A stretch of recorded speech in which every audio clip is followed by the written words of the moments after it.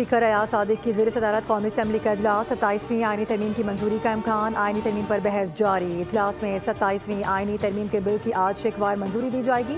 ये बिल गुज़िश्ता रोज़ ऐवान ज़ेरी में पेश किया गया था। हुकूमत को तरमीम मंजूर करवाने के लिए 224 वोट दरकार हैं, जबकि हुकूमत के पास 237 अरकान की हिमायत हासिल है। 27वीं आईनी तरमीम का बिल सदर ममलिकत को मंजूरी के लिए भेजा जाएगा।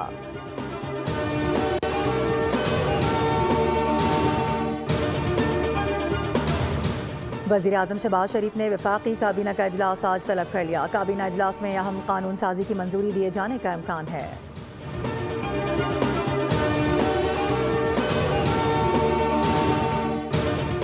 पाकिस्तान पीपल्स पार्टी की पार्लिमानी पार्टी का इजलास आज 2 बजे पार्लियामेंट हाउस में होगा। बिलावल भुट्टो ज़रदारी इजलास की क़यादत करेंगे। अरकान को वोटिंग से मुतालिक अहम हिदायत जारी की जाएंगी। शाजिया मरी कहती हैं कि पाकिस्तान पीपल्स पार्टी तरमीम के हक में वोट देगी।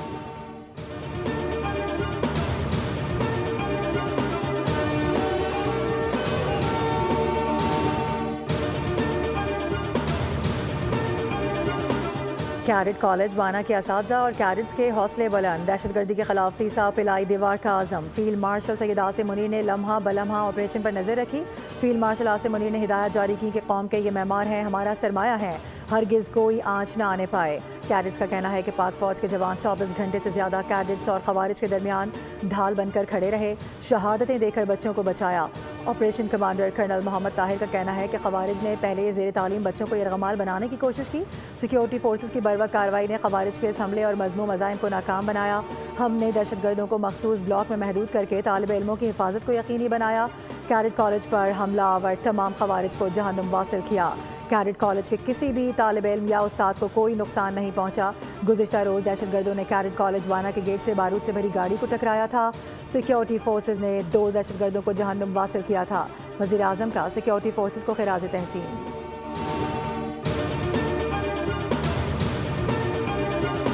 गुज़िश्ता रोज़ दहशतगर्दों ने वाना में आर्मी पब्लिक स्कूल की तारीख दोहराने की कोशिश की। अल्लाह का शुक्र है कि हमारी सिक्योरिटी फोर्सेज ने उनकी कोशिशों को नाकाम बनाया और सबको जहन्नुम वासिल किया। तमाम बच्चों को बहिफाजत वहाँ से निकाला गया।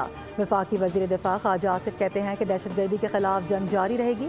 अल्लाह ताला पाकिस्तान को जल्द दहशतगर्दी की लानत से छुटकारा दे।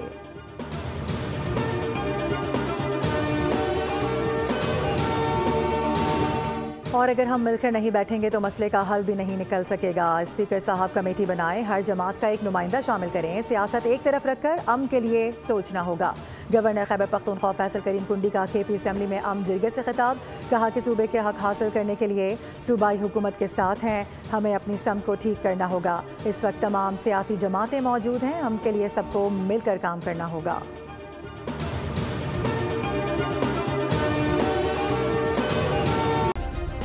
सब्सक्राइब करें और बेल दबाएं ताकि कोई खबर रह न जाए।